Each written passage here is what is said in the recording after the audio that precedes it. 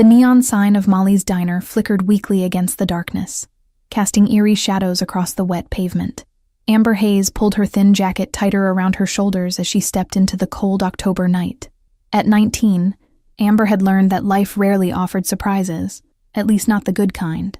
Her world was measured in dollar tips, overdue rent notices, and the endless cycle of sleep, work, repeat. The diner paid just enough to keep her afloat in her studio apartment, where the radiator coughed more than it heated.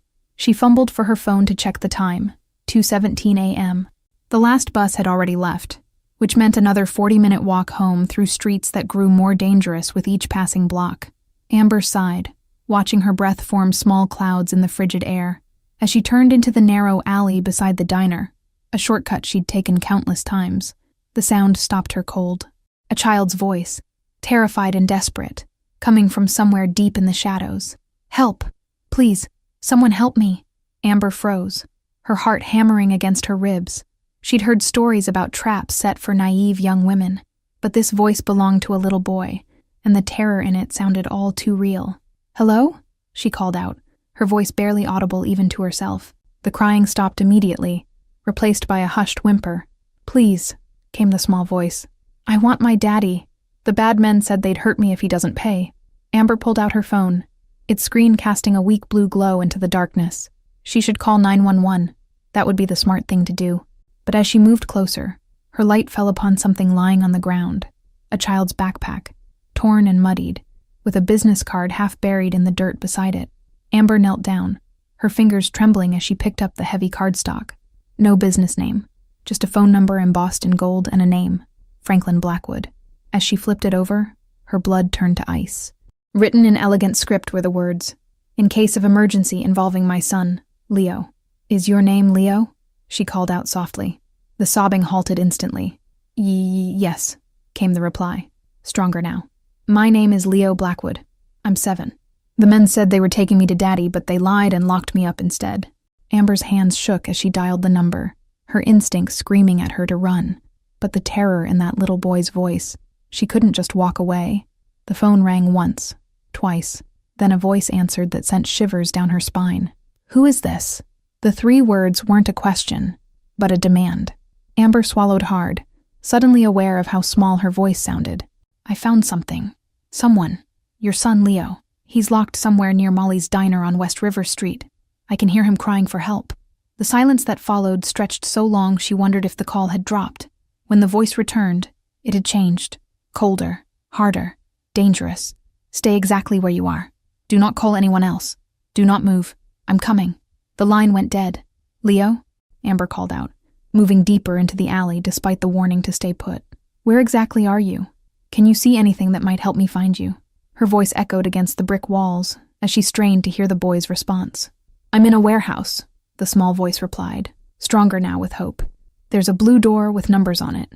I can see it through a crack in the wall." Amber's eyes scanned the row of buildings behind the diner, most abandoned, but at the far end stood a squat building with faded blue paint. The minutes crawled by like hours. Amber found herself checking her phone obsessively. 2:31, 2:32, 2:33. Each second felt like an eternity as she spoke soft reassurances to the terrified child. "Your dad is coming, Leo. Just stay quiet now, okay?" At exactly 2:37 a.m., the sound of engines shattered the night silence. Amber's head snapped up as headlights flooded the mouth of the alley. Not one car, but several, moving fast through the empty streets. The sound grew louder, echoing off the buildings until bright lights blinded her. Car doors slammed in rapid succession. 1, 2, 3, 4. Footsteps approached, heavy and deliberate, and Amber realized with growing terror that she'd stepped into something far bigger and more dangerous than she could have ever imagined. The silhouettes of men appeared at the edge of the light, moving with the kind of coordination that spoke of training and purpose. At their center, a figure that seemed to command the very air around him stepped forward into the alley. Franklin Blackwood was nothing like Amber had pictured from his voice. She'd imagined someone older, harder, a stereotype from crime movies. Instead, the man who approached was in his early 30s, dressed in an impeccably tailored suit despite the hour. His dark hair was swept back from sharp features, and his eyes, cold, calculating eyes, scanned her with an intensity that made her want to disappear into the bricks behind her. "You called about my son," he stated, his voice the same commanding tone from the phone, but in person, it carried even more weight. She nodded, words failing her as she pointed toward the warehouse with the blue door. "He says he's in there. I can hear him through the walls." Blackwood turned to his men, issuing silent commands with subtle hand gestures. As they moved toward the warehouse, weapons appearing from beneath expensive jackets. "Stay here," Blackwood ordered her, but something in his tone had changed. There was an edge of desperation only a father could feel. The next few minutes passed in a blur of controlled chaos. The men surrounded the warehouse, communicating through earpieces with military precision. Blackwood stood beside Amber, his entire body coiled like a spring. "Why did you call me?" he asked suddenly, his eyes never leaving the warehouse. Most people in this neighborhood mind their business, especially at this hour. The question caught her off guard. "I heard a child crying for help," she replied simply. What else was I supposed to do? Something flickered across his face, surprise perhaps, or disbelief. Before he could respond, a series of sharp sounds echoed from the warehouse. Not gunshots, but the metallic crack of locks being broken. Moments later, a man emerged from the warehouse with a small figure clutched in his arms. "Leo!" Blackwood's voice broke as he rushed forward, taking his son into his arms. The boy was pale and frightened but appeared unharmed, clinging to his father with desperate strength. Amber watched the reunion, a strange tightness in her chest. The powerful man she'd just witnessed commanding an armed team had transformed completely as he held his son, whispering reassurances and checking him for injuries with gentle hands. "The place is empty," reported one of the men, his accent thick with Eastern European roots. "They left in a hurry. Must have had a tip-off." Blackwood nodded, his attention still focused on his son. "Who took you, Leo? Did you see their faces?" The boy shook his head, burying his face in his father's shoulder. "They wore masks, Daddy. But one had a star tattoo on his hand, like Uncle Julian's, but bigger." At this revelation, something dangerous flashed in Blackwood's eyes, a cold fury that made Amber instinctively step back. He turned to her, studying her with renewed intensity. "You've done something tonight that I won't forget, Miss Hayes." "Amber Hayes," she supplied, suddenly aware of how out of place she was. "I'm just a waitress at Molly's. I was heading home when I heard Leo." Blackwood's eyes narrowed slightly. Just a waitress who risked herself for a stranger's child. That's rare in this city. His gaze swept over her worn uniform, the patched jacket, the exhaustion written in the dark circles beneath her eyes. Rarer still in this neighborhood. Before Amber could respond, one of Blackwood's men approached, speaking in low, urgent tones. "Sir, we found this." He held out a small device, blinking with a red light. "It's still transmitting." Blackwood's expression darkened as he handed Leo to another man, instructing him to take the boy to the car. "Miss Hayes, it appears you've stumbled into something dangerous," Blackwood said, his voice dropping to ensure only she could hear. "This wasn't a random kidnapping. It was a message, for me, and now you're a witness." Amber felt the blood drain from her face. "I won't tell anyone," she promised quickly. "I didn't see anything important." Blackwood's smile held no warmth. "That's not how this works. The people who took my son don't leave loose ends." "I'm nobody," Amber insisted, panic rising in her throat. "A waitress living paycheck to paycheck. Who would even listen to me?" Blackwood studied her for a long moment, then made a decision. "You're coming with us. Now." The finality in his tone brooked no argument. As one of his men gently but firmly guided her toward the waiting cars, Amber realized her simple life had just been irrevocably altered. The night that had started with a routine walk home had thrust her into a world she'd only seen in movies. The Blackwood estate loomed like something from another century, a massive stone mansion set back from the road, protected by high walls and an ornate iron gate that swung open as their convoy approached. Amber stared through the tinted windows, wondering how such opulence could exist just 30 minutes from her cramped apartment. Inside, the wealth was even more apparent.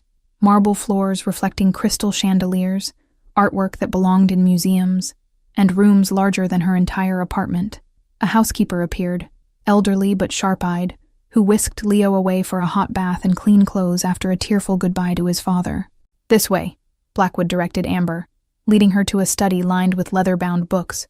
He gestured to a chair across from a massive desk, then poured 2 glasses of amber liquid from a crystal decanter. "You look like you could use this." Amber accepted the glass but didn't drink. "Why am I here, Mr. Blackwood?" The question hung between them as he settled into his chair, studying her with those penetrating eyes. "Because you saved my son's life, and because that act put your own at risk." He leaned forward, his voice low and serious. "The men who took Leo work for someone who wants to hurt me. Not through violence. That would be too direct. They want to break me by taking what I love most." His eyes flickered to a photograph on his desk. Leo smiling widely, missing his front teeth. "I don't understand what any of this has to do with me," Amber said, finally taking a small sip of what turned out to be exceptionally smooth whiskey. The warmth spread through her chest, steadying her nerves slightly. "I was just in the wrong place at the wrong time." Blackwood's smile was genuine this time, transforming his severe features. "Or the right place at the right time, from my perspective. The question is, what happens now?" He tapped his fingers thoughtfully against the polished wood. "You saw my men, my operation. You know my name. I told you I won't say anything." Amber set the glass down, meeting his gaze directly. "I can't afford to get involved in whatever this is. I have rent due next week and a double shift tomorrow afternoon. I just want to go home and forget this happened." Something that might have been respect flickered in Blackwood's eyes. "That won't be possible, Miss Hayes. The tracking device we found was sophisticated, military grade. They know Leo was rescued, and they'll be looking for witnesses." The implications hit Amber like a physical blow. "You think they'll come after me? I'm nobody important."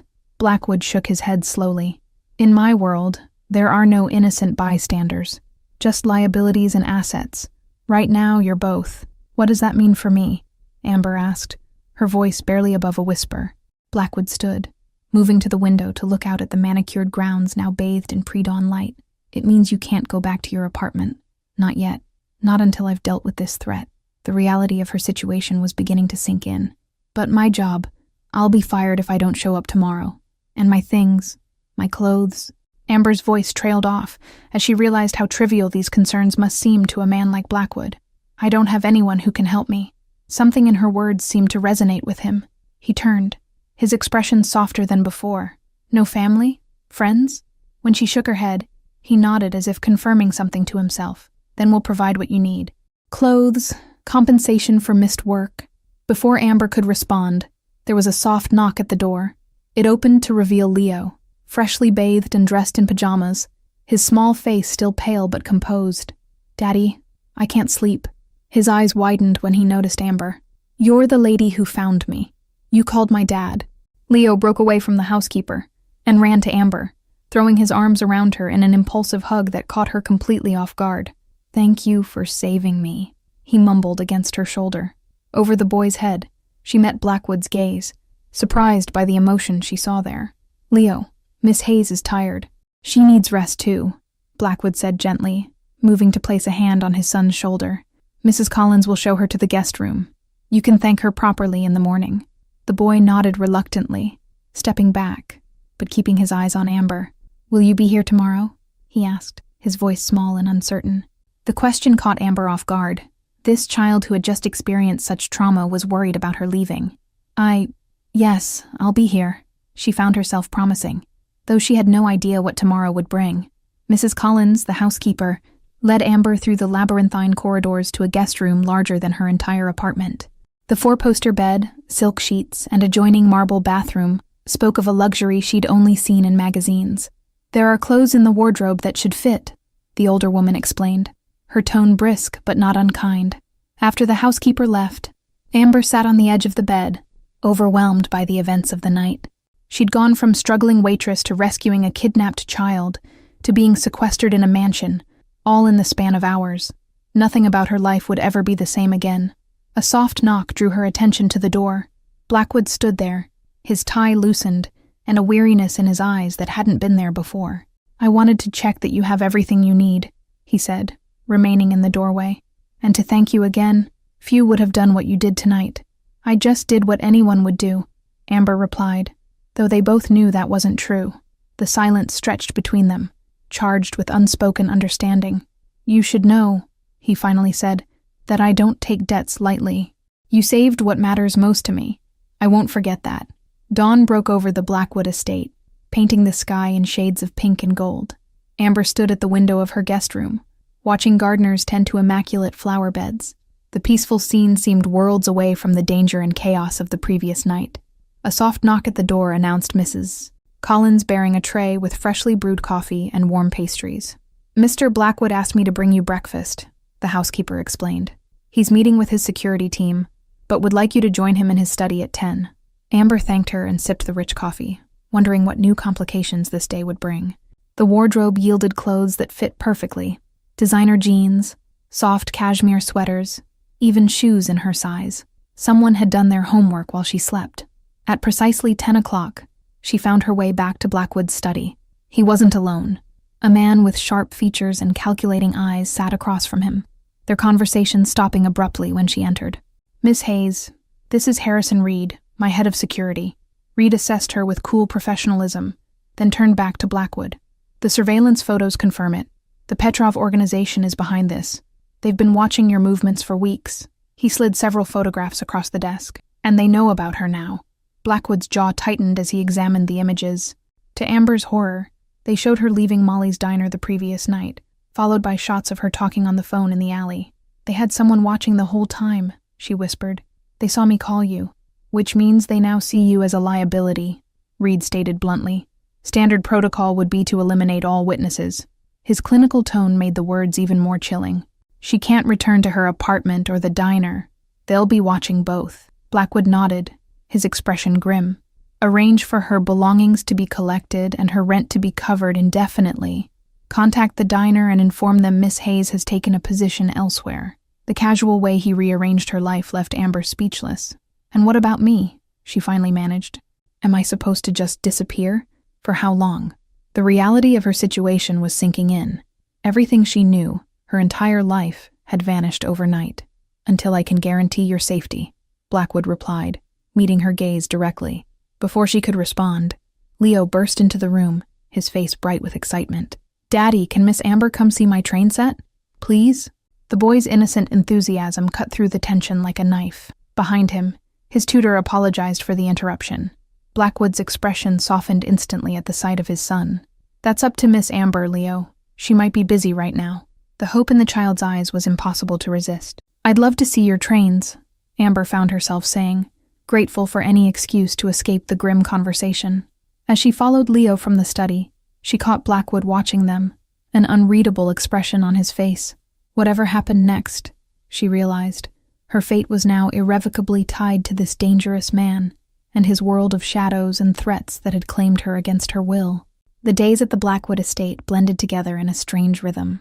Amber found herself drawn into Leo's routine, helping with homework, reading bedtime stories, becoming a fixture in the boy's life. The trauma of his kidnapping had left him with nightmares that only seemed to ease when she was nearby. Blackwood watched this growing bond with careful attention. "He trusts you," he observed one evening as they sat in the garden, watching Leo chase fireflies across the lawn. "That's rare. Since his mother died 3 years ago, he's kept most people at a distance." The revelation of Leo's motherless state added another layer to Amber's understanding of both father and son. "I'm sorry," she said softly. "It must be difficult, raising him alone in this world." She gestured vaguely at the estate, the security, the ever-present threat lurking beyond the walls.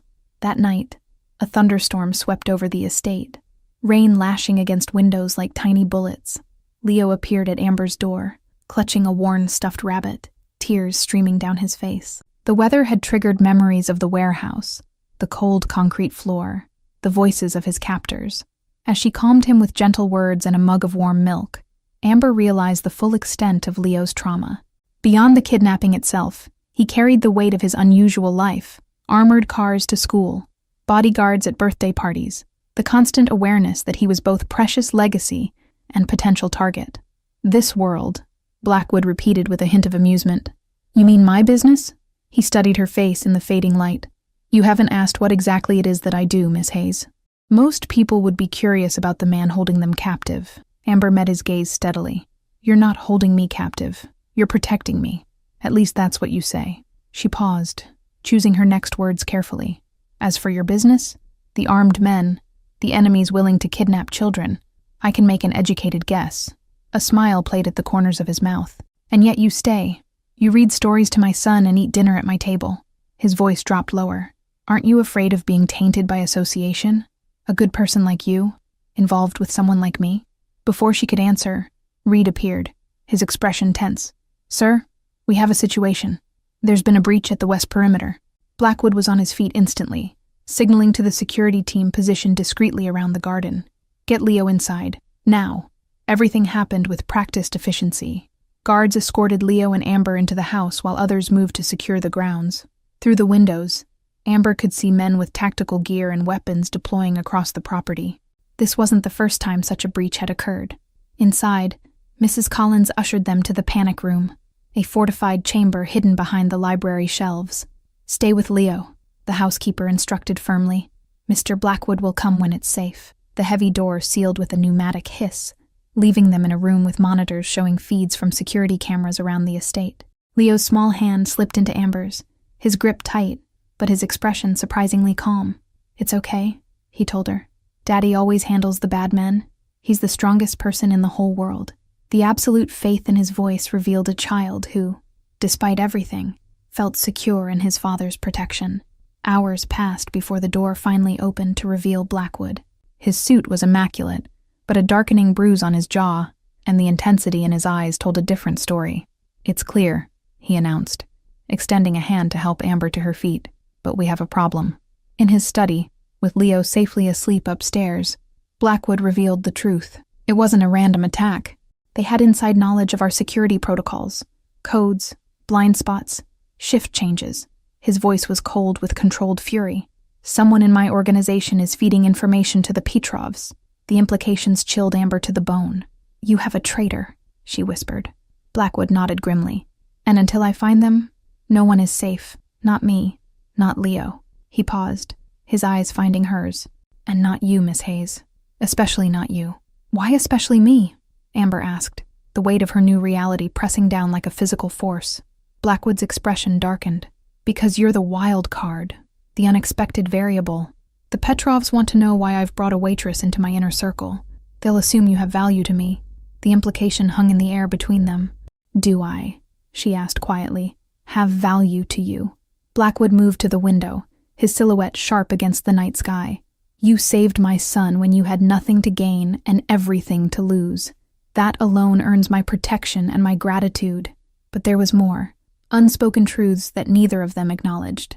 Over the past weeks, their interactions had evolved from cautious politeness to something deeper. Shared meals, late-night conversations, mutual concern for Leo, connections forming despite the circumstances that had thrown them together. "I need to ask something of you," Blackwood said finally, turning to face her. "Something I have no right to ask." He hesitated, uncharacteristically uncertain. "I need you to stay, not as my guest, but as part of this household, as Leo's tutor, officially. It gives you a reason to be here that my enemies might believe." The request stunned her. "I'm not qualified to be anyone's tutor. I barely finished high school." But even as she protested, part of her recognized that this wasn't about qualifications. It was about the bond that had already formed between her and Leo, and perhaps between her and his father. "Leo trusts you. He needs that stability right now." Blackwood stepped closer. "And I've come to rely on your perspective. You see things differently than the people in my world. You remind me there's more to life than power and control." Something shifted in the air between them, a tension that had been building for weeks, acknowledged at last.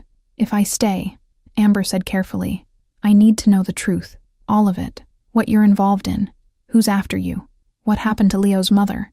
No more half-truths and vague explanations." Blackwood studied her face, weighing his response.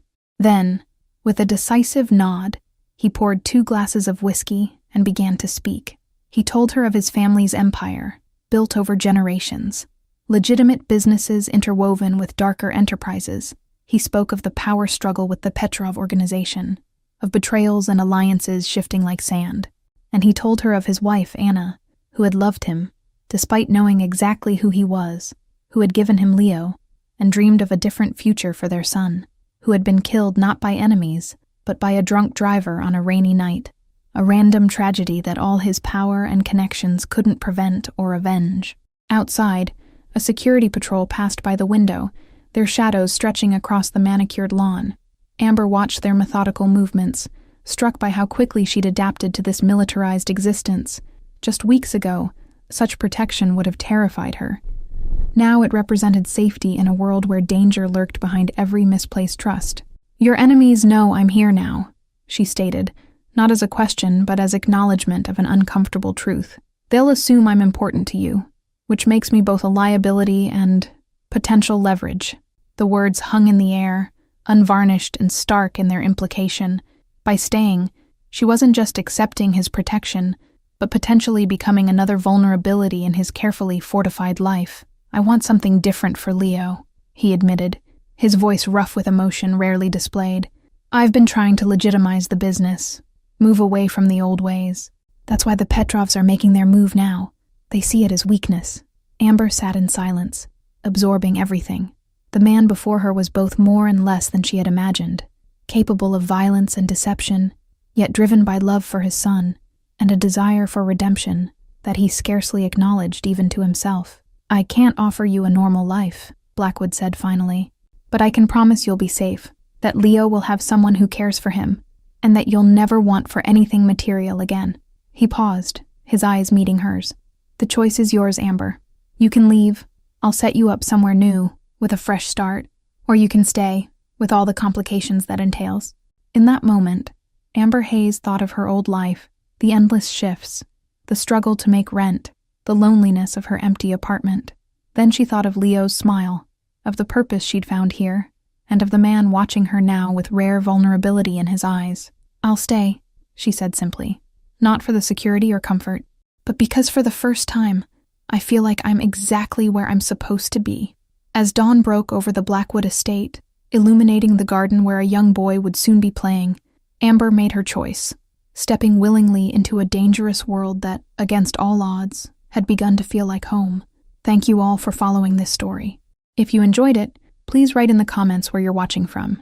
And don't forget to like, subscribe, and share the video. Your support means everything and helps me continue creating these stories for you.